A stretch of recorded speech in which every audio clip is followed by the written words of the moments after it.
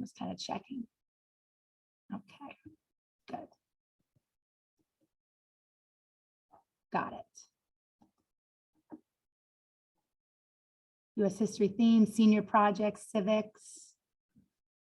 Okay, so I'm just gonna have people, I think I'm gonna get started. I'm gonna begin to share my screen, but certainly if you've just arrived in, I will admit this person.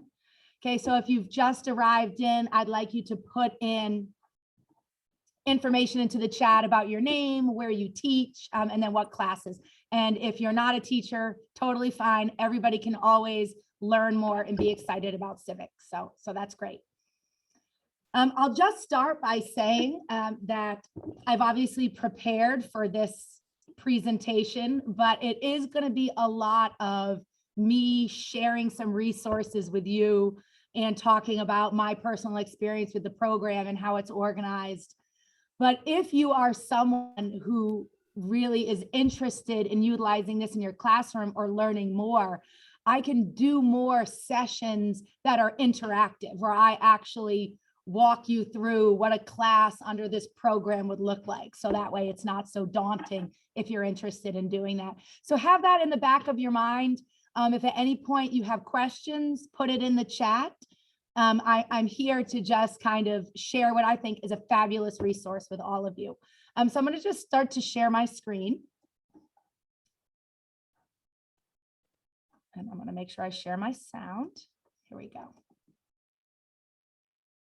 Okay, and hopefully everybody is now seeing my screen. Mark Hickox, can you just unmute and tell me if you're seeing my screen? I do see your screen. Okay. Excellent. It looks just the way we were kind of going through it the other day. It looks sharp. Okay, perfect. So I'm here to talk about the We the People program, which is offered through the Center for Civic Education. This Google slide will be shared with you later on. So you can obviously see my email address. I'm an educator. I'm a department chair at North Smithfield. And the former director of We the People from Rhode Island was Michael Trophy. And he and I were supposed to give this presentation, but sadly, he passed away about a week ago. So I'm here in his honor because he introduced this program to me, and it has honestly changed my life. So maybe I can do that for a couple of you here today. So just to know, this event is within the framework of Rhode Island Civic Learning Week. It's in its first year, and this is just a great way for all involved in promoting civic education to getting information out to people. And the theme this year is building communities through civics. And this lists the organizations that are involved in this. And then again, it was organized by the Rhode Island Civic Learning Coalition. And this is a little bit about that organization. Okay, so I wanted to make everyone aware of that. But I just wanted to get here to what our agenda and what our objectives are going to be. So I'm going to tell you a little bit about myself. You're going to gain an understanding of what is We the People. I'll talk to you about it as a central text, right? Because you might be able to see me, I think, on the side. I can't see anybody anymore, but it's really based on this textbook that serves as the framework. So I'll be speaking about that. I'll share some sample lessons with you, just kind of briefly. I'll give you examples of the resources that are available online. I'll talk about how this is a true, authentic assessment, and then I'm going to connect to the Civic Literacy Act that was passed in the fall. And then I'm hoping that by the end of the hour or the 45 minutes, however long this takes, that you'll understand the main components of the We the People program. You'll understand the key parts and the resources available, and then you'll really understand the benefits of this program and then how it could tie in to what educators are now expected to do because of the Civic Literacy Act that was passed. So my narrative, right? I told you I'm Natalie O'Brien. About 20 years ago or 21 years ago, I was introduced to the We the People program. I was at a history workshop in Boston, and there were lots of vendors that were set up. And it was my first year that I was told I had to teach civics education. I was nervous. I was a US history major, And I was not sure how successful I would be the next year when I was going to teach American government. One of the tables was by the Center for Civic Education, and they had the text, and they were offering a week-long institute at Northeastern University. And I thought, why not? Why not go for this week and learn about the program, and maybe it can help me kind of connecting with my kids and promoting civics. And I do not exaggerate when I say that it has changed the trajectory of my teaching career. I think it's changed the lives of many of the students in this district. And it's just brought new passion and excitement to what I do as an educator. So that's kind of my background there. So now if you're just wondering, what is the program, right? Because it's not just a textbook, it's more than that. The program dates back to the bicentennial of the Constitution and the Bill of Rights. And it grew out of the determination of former Chief Justice Warren Burger to make this commemoration a history and a civics lesson for all, right? Because he recognized, and you all recognize, right, that liberty lies in the hearts of men, right? And knowledge is power in a democracy. And we want to make sure that we give our students these tools. So that was kind of the impetus for this program. The nonprofit organization, the Center for Civic Education, you'll learn more about it. They developed the curriculum and a national competition to kind of help achieve these ideals that Burger had set forth. And the program eventually was granted funding by act of Congress. It no longer has that funding directly, but we have gotten various grants over the years that have really shown, you know, the benefits of the program, and that will come later on in my presentation. And I'll just go, yes, we will get to what the Civic Literacy Act is, certainly, right? That will be towards the end. So the goal of the program, right? And maybe this is a huge selling point for you. So it's really about these enduring understandings. What are the historical and philosophical understandings of the Constitution and the Bill of Rights, right? For students to understand what the word and the text means today, you need to understand, you know, historical influences, right? The colonial time period, the British Constitution, the Roman Republic, right? Clearly our founders were well read and they looked at various governments, and that shaped what was eventually put into the Constitution. And then just even the philosophical understandings. What's the role of government? If you think about John Locke or Aristotle, like a lot of these key philosophers are actually covered in the We the People text. The creation of the Constitution and the Bill of Rights.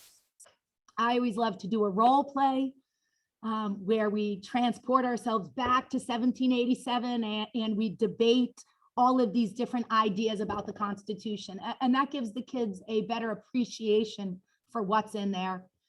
And obviously something that I think gets kids really involved is that it's all about continuing constitutional controversies, right? You can't escape the Constitution, and you can't escape the government and the rules and the laws that they make to impact the lives of citizens. And students need to be able to know what's in the Constitution and question and wonder, right? And make these really big connections. And obviously the role of the citizen, which is really important. And then the skills that they get and the dispositions, right? They're going to learn civic skills. They're going to learn how to participate. And I love this one. They're going to learn reasoned discourse. We debate many different things, or rather discuss, right? Because a debate would mean a winner and a loser, and that's not what gaining knowledge is about. We are able to have really meaningful conversations where both sides or all sides are presented, and it can be done in a very civil manner. And a lot of adults in society can't do that. So I think that this program really helps to foster it. And then just the highlights: inquiry-based, critical thinking at the center, authentic assessments, right? So the goal, sorry, I want to turn off my phone. So the goal is not only to promote active citizenry, but also to enhance students' understandings, right? So it's got those two components that are really key with the Civic Literacy Act, right? We want our students to know about all of these important historical foundations and documents, but we want them to know what tools they need in order to actively participate. So just to kind of give you the overview here. So the We the People book is divided into 6 units, okay? And you can get a digital version of the textbook, but I always like the paper copy, kind of old school. My students get the paper copy. Their homework is often to read and annotate, right? So I'll be able to show you a little bit about the book, but I don't have one that's online to necessarily show you. But just so you can see here, it's really nicely laid out, okay, the units, and they build upon one another. Although you don't need to teach, right? If you're thinking, I teach American history and I can't stop teaching and teach every single one of these of the units or these components, you don't need to, right? Like in unit 1, there are 8 lessons. I generally only do probably 4 of those lessons, right? So you can certainly pick and choose to focus on what you want. So I already spoke about this important idea, creating the Constitution. I love this one. Unit 3 is great, and you can just pull out a couple of lessons there. It's how has the Constitution been changed to further the ideals connected in the Declaration of Independence. And students understanding the Declaration of Independence is something that's in the preamble of the Civic Literacy Act, right? That there are certain non-negotiables that we want our students and our citizens and the people in our state to know. And if you've taught civics or have not taught civics before, right, the Declaration of Independence is certainly an ambitious document, right? Government based on consent. All men are created equal. People have unalienable rights. People have the right to revolt, right, if they choose to. And if you look at the Declaration of Independence of 1776, and then you look at the time period or you look at the Constitution, we are far, far from meeting those ideals that are laid out, right? Consent is for a small segment of the population. Equality, right? The institution of slavery is still protected under the Constitution. Unalienable rights, we have no Bill of Rights, right? And this is a great unit because students see how governments and countries evolve, right? And we see that it does happen through branches of government and through state government, but this unit and all of them, you also see intertwine the people, right? MLK said progress does not roll on the wheels of inevitability, and it doesn't, right? So this is something that we are all tasked with, and it's an ongoing question, right? How can we get better at achieving these ideals, and what can we do to make that happen? Unit 4 really starts to get into the executive branch, the legislative branch, the Supreme Court, federalism, right? About how do our institutions actually function, right? And how do they achieve our values and principles? I sometimes teach Unit 2 and Unit 4 together because as we talk about how the framers create, let's say, the executive branch, I might then delve into lesson 25 in Unit 4 that talks about the presidency, right? So again, this ability to morph and kind of fine tune the instruction so it's best for you. Unit 5, I love, right? What rights does the Bill of Rights protect? In my 2 classes today, we had great discussions. My period 3 class talked about the prayer banner at Cranston West that you all may remember from a couple of years ago about whether or not the prayer banner violated the Establishment Clause. We took a look at the excerpt from the Supreme Court opinion, not the Supreme Court, the District Court opinion We shared our views, right? And that's something that is regularly going to happen. And the discussions are based on fact and documents and precedent. And then just in my period 6 class, because I have 2 classes that are specifically labeled We the People. I did that about a decade ago. We talked about the 4th Amendment and 4th Amendment protections in school, right? And it was just really great. And the kids get into it. I mean, they always say that class goes by really fast. And then Unit 6, what challenges face American constitutional democracy? So you can imagine that's a unit that clearly has some content, but changes all the time. I'm just going to speed up here a little bit. I'm checking my time. So just an example here. In lesson 2 of the We the People book in Unit 1, right? So this is just the way I use the text to show you. Classical republicanism and the Roman Republic were really influential, right? This idea of the common good and civic virtue, small uniform communities. So there's a nice about 3-page summary of classical republicanism. I have my students read it. They come into class and on my board, I often have my students up and working and doing something and being in groups. I like them to take their knowledge and then transfer it to really demonstrate their understandings.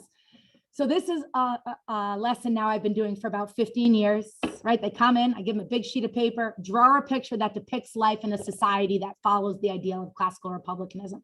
Put in as many things as you can. And I give them some advice about what to think about, right? And I say, put in what's great about it. And if in your reading you saw something that's maybe negative, you could put that in there as well. I give them their 25 minutes.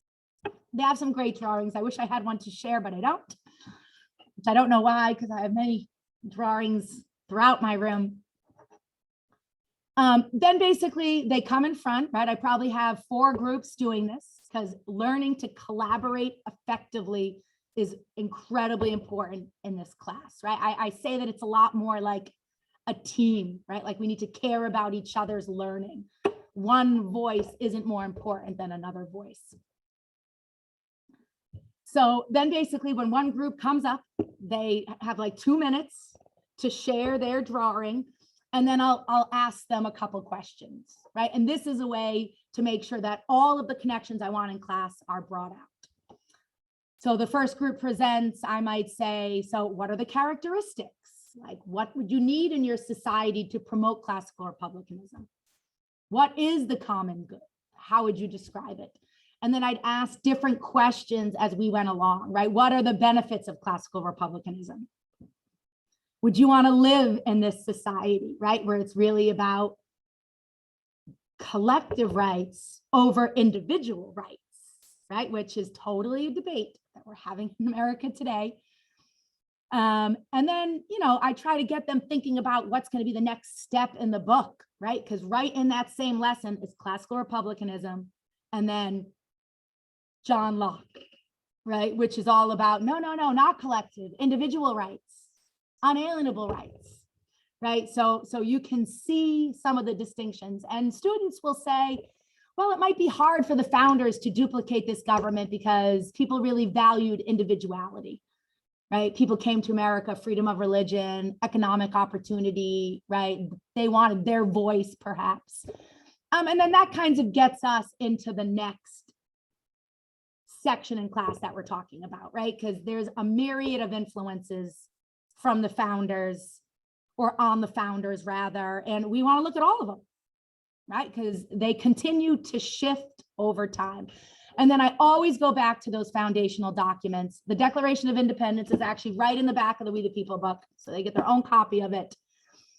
And then we read it early on and I say, okay, do you see classical republicanism in here? Right. And that's another way for them to demonstrate to me that they understand the topic that I just taught.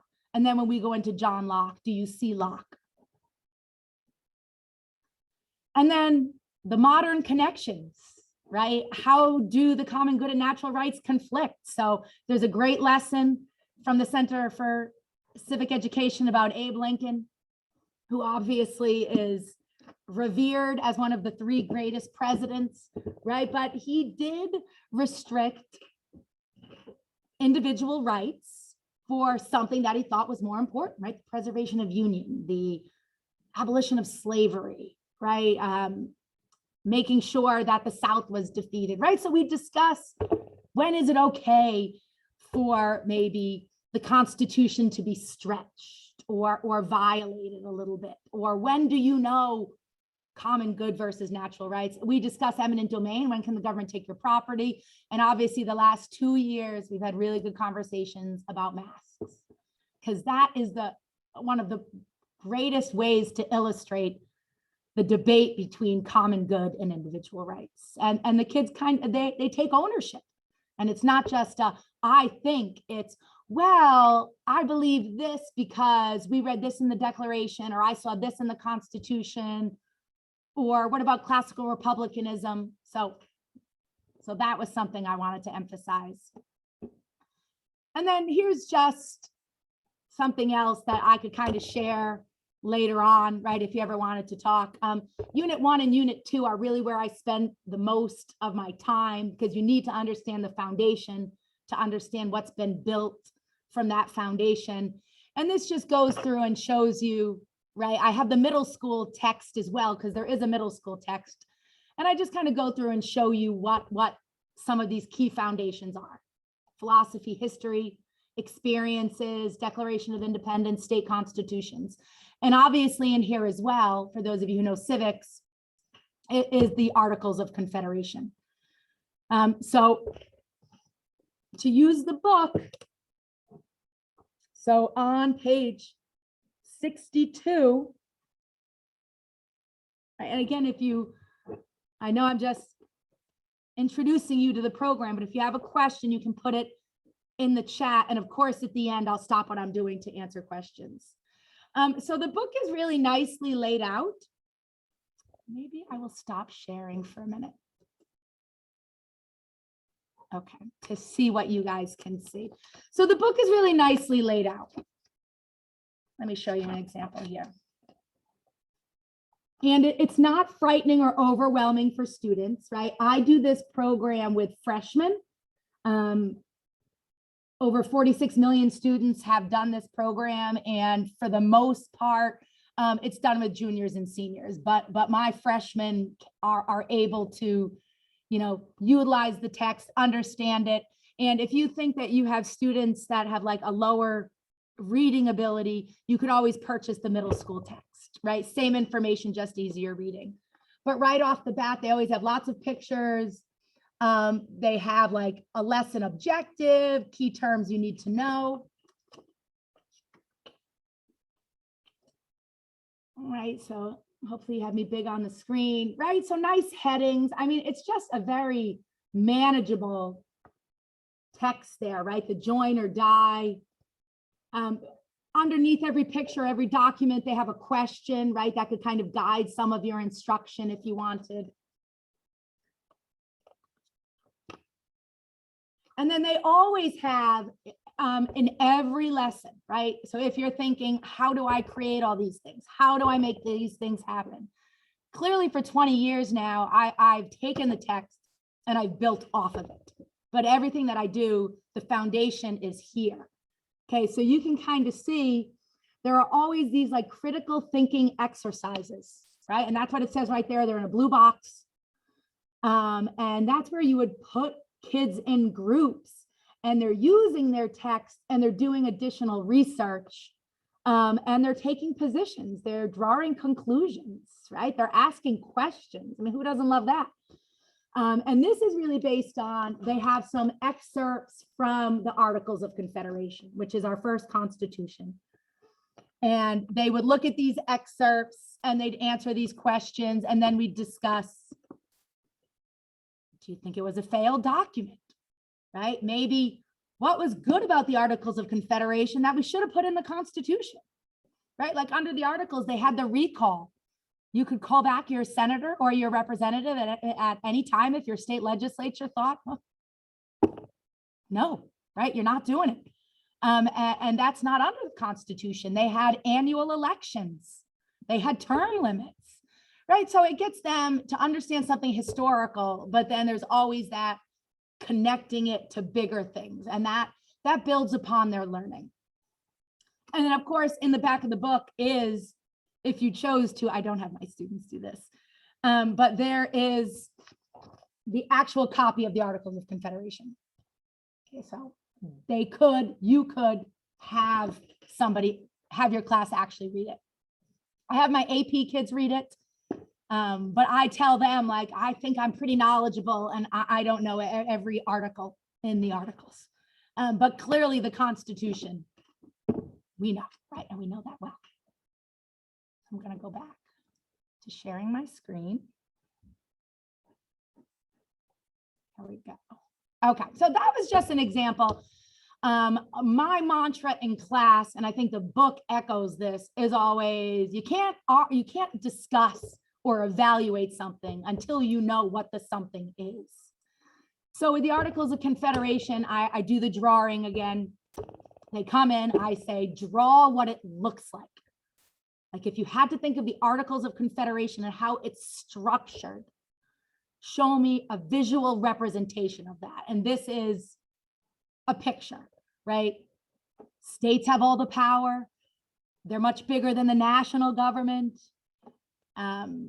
Every state has equal votes, right? Regardless of population. Clearly, this would make our little old Rhode Island here happy, right? Because we were a small state and had equal representation to, like, Virginia, who is sad. And it really depicts a lot. Once I know my students get it, then we evaluate the document and discuss positives and negatives. So all of that builds up to what I think is a tremendous authentic assessment. It's a congressional hearing. And this is where the students basically, as a team, create a prepared statement that they will deliver before a panel of judges on a question, and they present it. They present their prepared statement, and then they have to defend it, right? They defend their views collectively, right? Like they're in a group. So that's about collaboration. That's about being able to share your ideas with others. That's professionalism. I'll go through here to just kind of show you, because I just did it 2 weeks ago, right? Here were my students.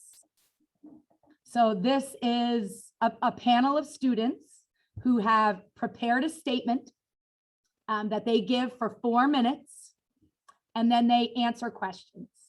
And when they answer the questions, they don't have any notes, right? They use the knowledge that they've learned to answer the questions. And it's an authentic assessment because there is no answer key. This is about empowering young people to have ideas on things that really matter. And just to come here, I just want to introduce you to this. And this document will be shared with you, so all my links should work for you. Checking out my time. So this is the website that will really help you out, CivicEdorg. Okay, and there's actually lots of professional development that's free that you can do online at your own pace. So that's something I want you to be aware of. They have many programs. I am especially passionate about the We the People program, as I imagine is coming across. And if you come here, right, you can see that there are lots of different things. So a good place to go, right, is under hearings. Okay, because you don't have to create these hearing questions, they do it for you. So let's see. So we go to hearing questions. And here are all the hearing questions that you need at your disposal. Okay, there are district hearing questions, which are simpler and are pretty much just based on the text. There are state hearing questions, which is what we had just done the other day. There is a state competition or showcase in Rhode Island. When I first started doing We the People, there were a number of schools that were involved in the program, which was great. Now we're the only school who's still competing, so to speak, but I would love for there to be more individuals in the state doing this. So let me just give you an example. Okay, so I said there are 6 units. They create 3 essay-like questions for each of the units. Okay, this is one I love, and I always do right at the start of the school year to just kind of rip the Band-Aid off, right? It says, what are the fundamental characteristics of a constitutional government? In what ways does constitutional government mean limited government? And then describe at least 3 provisions of the Constitution that provide a means of preventing the abuse or misuse of governmental power. The kids can actually answer this just by reading lesson 1. So I have us do this in just a couple of days, just so they're like, oh, I get this, right? It's straightforward, it's simple.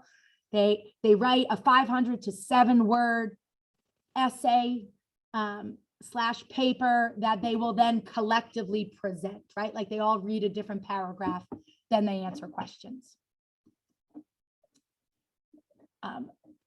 The national hearing questions are what we're kind of working on right now. So let me pull one up that might be interesting for you to look at.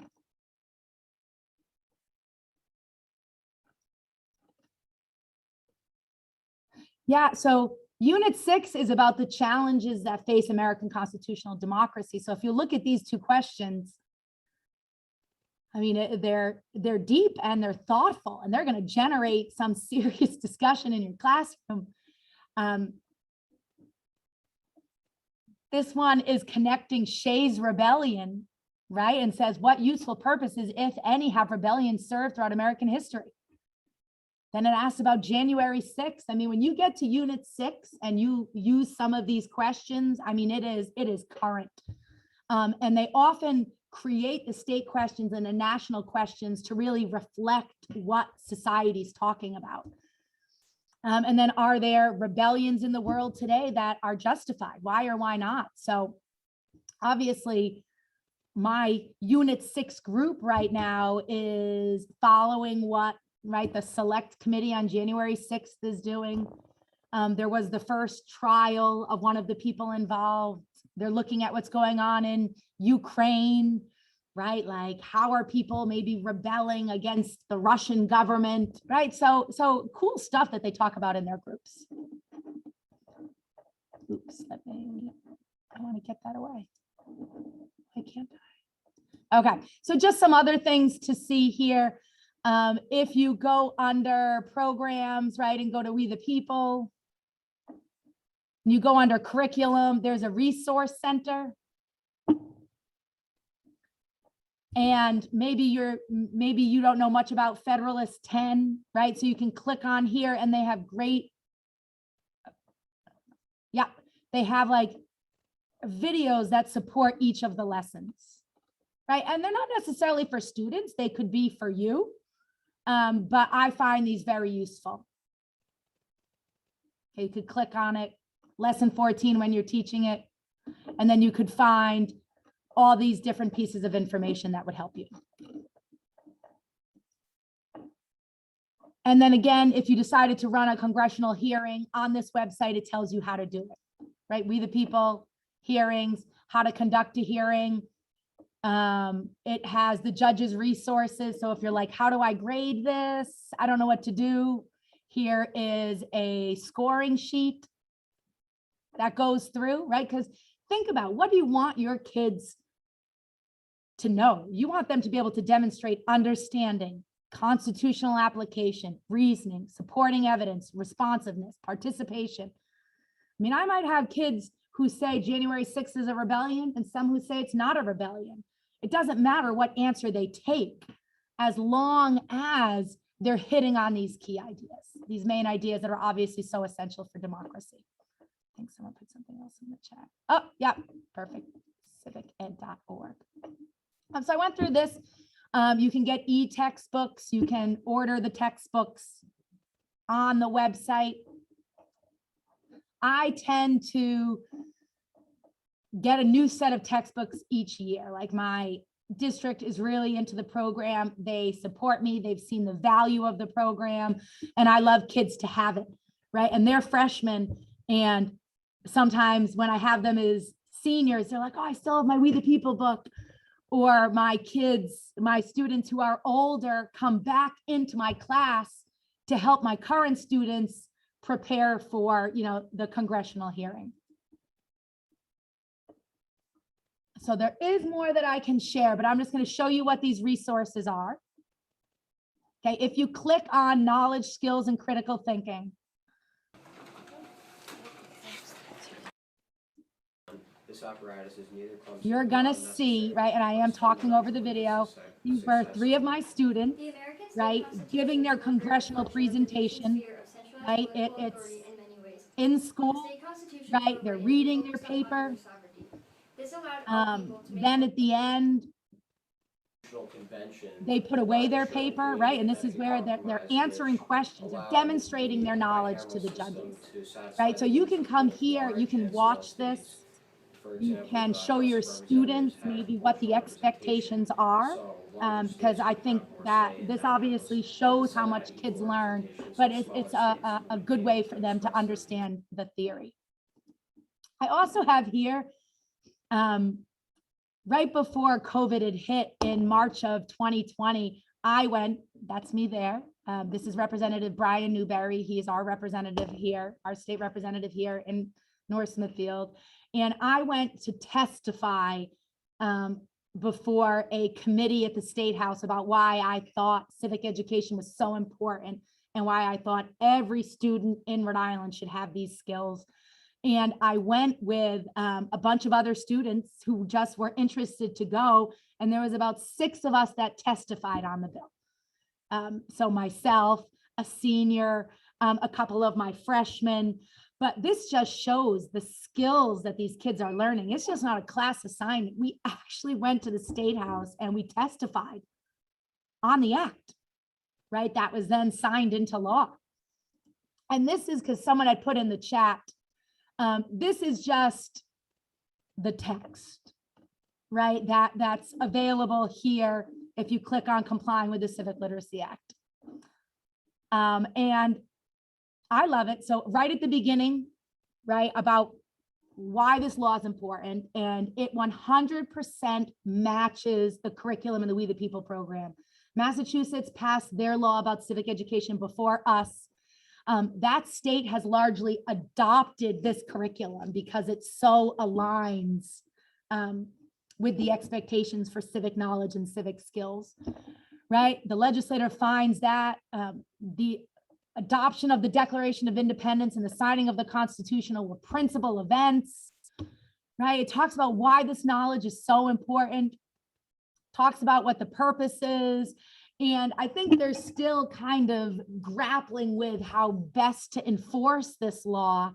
But certainly it's to provide a curriculum that helps teachers meet these goals, right? Which this program does. And then there is a project-based component, right? Like we want our students to do something, to be able to participate in the democracy. And that's what this encourages, right? So there would be some type of civics project that students you could collectively do as a class, or kids could do individually. We have a school committee meeting in North Smithfield next Tuesday. I know a couple of my students are already planning to speak on an issue that's on the agenda. What better than that, right? Let me see what else. I have in here, these are former students talking about the benefits of the program, right? I was never a fan of public speaking. I can say after this program, I'm 10 times more comfortable, right? Will not only help me in high school, but in my life and my career. This year in class went by so fast. I can't believe it's over. I'm a more confident speaker. Absolutely worth it. And then this so they've done studies out of Georgetown. That was a part of like the SEED grant through the Department of Education at the federal level. Students who take We the People are more likely to vote, to follow the news, to participate in politics. I mean, it is tested and proven to be really successful. So I want to thank our co-hosts. Again, I did warn you that I would be doing a lot of speaking during this time. So hopefully if you are interested in the program, you were paying attention, you were listening, you have some good content about it. And now I am, because we have like 10 minutes left, I'll take any questions. I'll stop sharing. I'll take any questions that anybody might have. Okay, if I can jump in, Natalie, I'm not knowledgeable here. Has this Civic Literacy Act passed the Rhode Island legislature, and It has. when? Yep.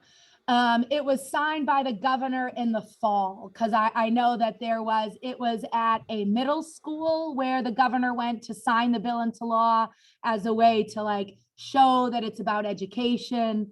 And I know that I was invited to attend, but was teaching, so did not attend. But yes, it has been signed into law.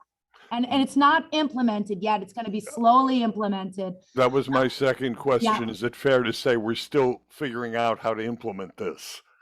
Yeah, I think that they're going through, they're trying to give teachers resources. Like there's a lot of emails that we've been receiving that talk about, oh, take a look at this program or this program. So they're trying to educate the teachers about it, but how each school can effectively meet the requirements, I think, is something that they're trying to create through the rules and regulations of like the lawmaking process.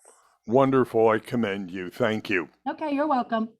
And someone asked if it's a full year course. Yes.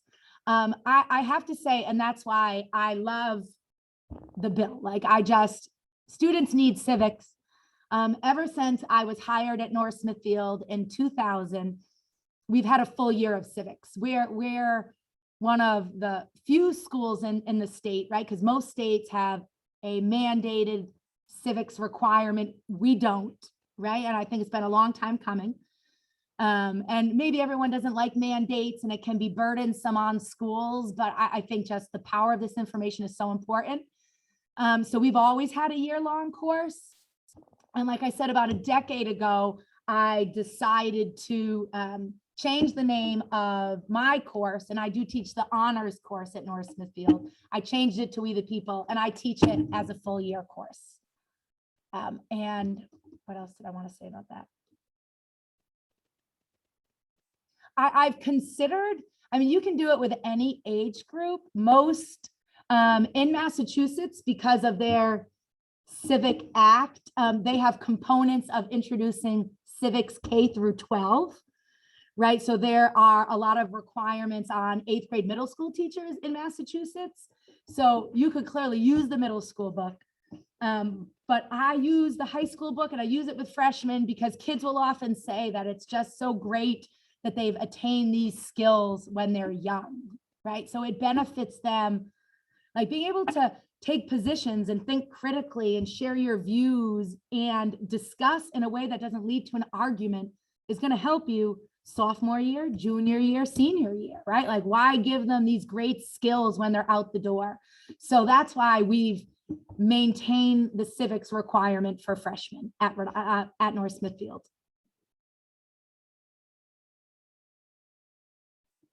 Are there any other questions?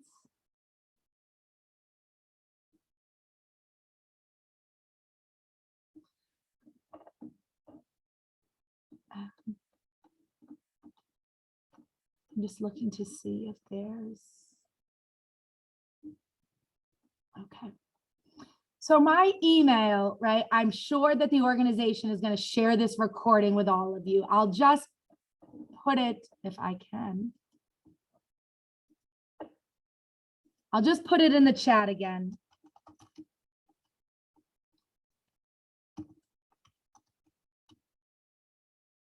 Oh, I think I just directly messaged Tom instead of going to the whole group. Oops. Okay.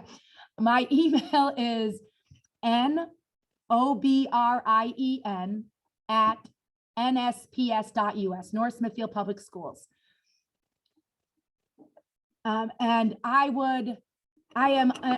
mean this from like the bottom of my civic heart, right? I am eager you know, to help individuals who are trying to fulfill the requirements of teaching civics, because there might be people starting to teach civics who haven't taught it before. And at the beginning, when I was told that I had to teach it, I think I told you, I was like, oh, I loved history. I didn't want to teach civics. And now I still teach US history, but now I am truly empowered by this program. And that's why I decided today to come and speak about it to all of you. So please reach out to me. I can help you in any way. I'm sure that you could request a sample of the book through the Center for Civic Education if you wanted, so you could look at it more closely, right? So you could see how it's organized. But it is really well laid out, and I think it's a tremendous resource. And what teacher doesn't like resources to bring things to our students? So if there's no other questions or comments, thank you for listening. I hope that this was worth an hour of your time, and feel free to reach out to me. And happy Civic Learning Week.